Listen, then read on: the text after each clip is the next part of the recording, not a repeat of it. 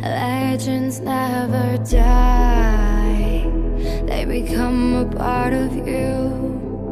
Every time you play